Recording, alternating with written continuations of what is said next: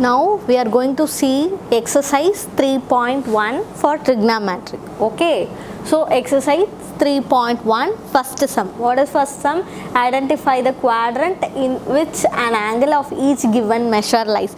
So they have given some angles. Okay, so we are going to find the quadrant, the angle in which quadrant the angles lies.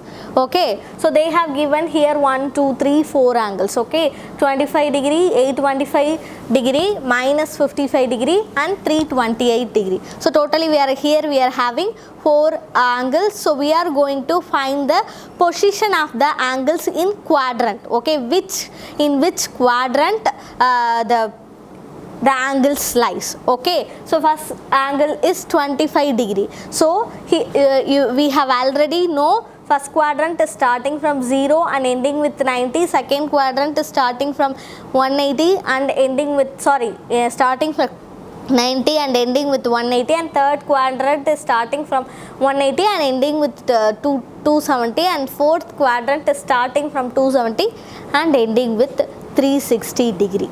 Okay, so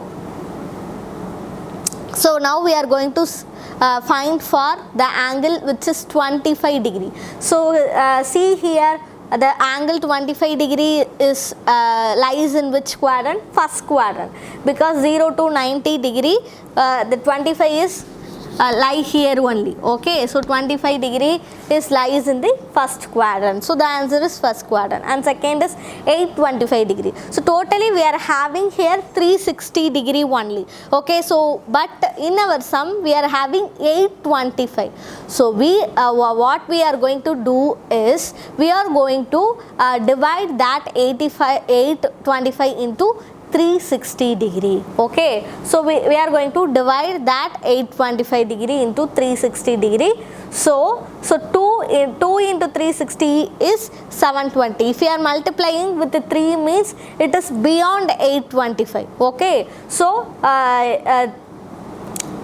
720 is within 825, so we are multiplying 360 into 2. So 2 into 360 is 720. So the rest of the angle, if you are subtracting this, means we will have 105. So now this is our answer. Okay, so 105, we are going to find the position for 105 only. So 105, so 90 to 180 is within 90 to 180 is second quadrant. So 105 is within 90 to 180. So 105 is lying in second quadrant. So 825 is lying in second quadrant only. Okay, so third one is minus 55 degree. So if they given the angles in the negative means we are going to subtract that from 360.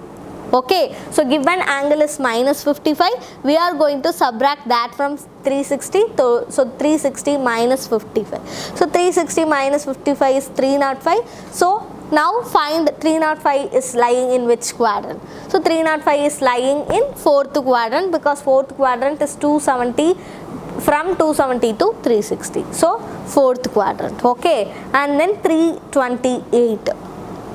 Fourth sum is 328. So 328. So simply 328 is lying within fourth quadrant.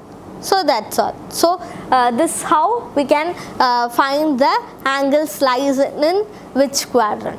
Okay, next we are going to see the second sum, which is if a cos theta minus b sin theta is equal to c, show that a sin theta plus b cos theta is equal to plus or minus root of a squared plus b squared minus c squared. So our given condition is a cos theta minus b sin theta is equal to c. Okay, and then now we are going to show that a sin plus b cos is equal to plus or minus root of a squared plus b squared minus c squared. So given condition is this. We are going to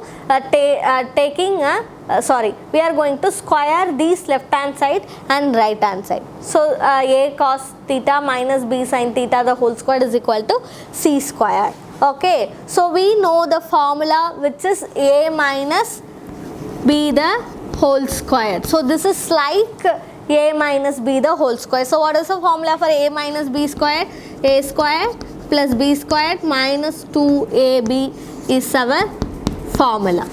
Okay, so we are going to apply the formula here. So this is a cos theta is our a. Okay, a is equal to a cos theta. What is our b here? B sin theta. So b sin theta. So a squared plus b squared minus 2ab. So a squared is a squared cos squared theta plus what is our b? B sin theta. So b squared sin squared theta minus 2 into a into b. So 2 into what is our a? A cos theta. What is our b?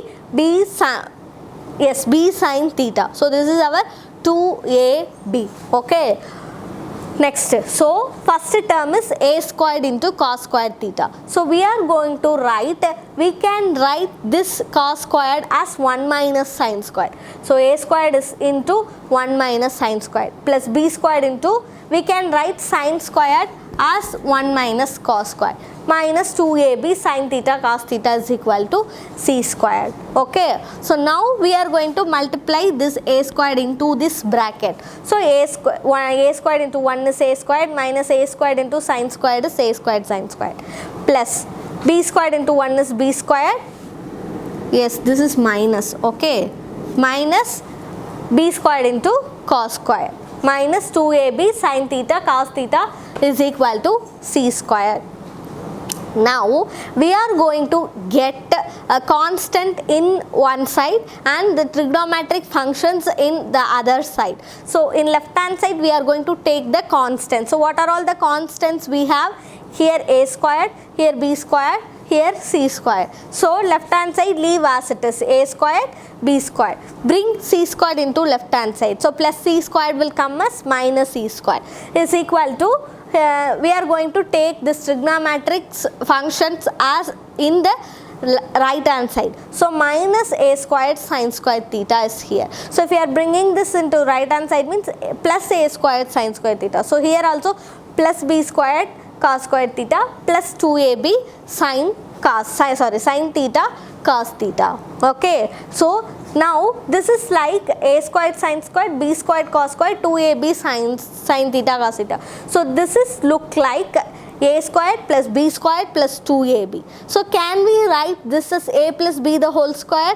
Yes, we can write. Okay, so what is our a? A sin theta. So a, what is our b? B cos theta. So a sin theta plus b cos theta the whole square, because here we are a plus b the whole square. Okay, so a plus b the whole square. So a sin theta plus b cos theta the whole square. So we are rewriting the right hand side here. Okay, and then here we are having a squared plus b squared, right as it is, a squared plus b squared minus c squared. So if you are bringing this square root into the right hand side means we can have a sin theta plus b cos theta is equal to plus or minus root of a squared plus b squared minus minus c squared.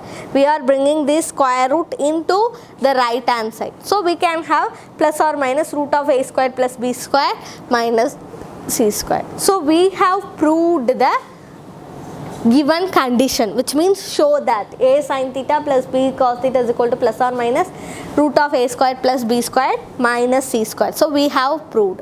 We are taking the given condition and proving the answer. Okay, so that's all.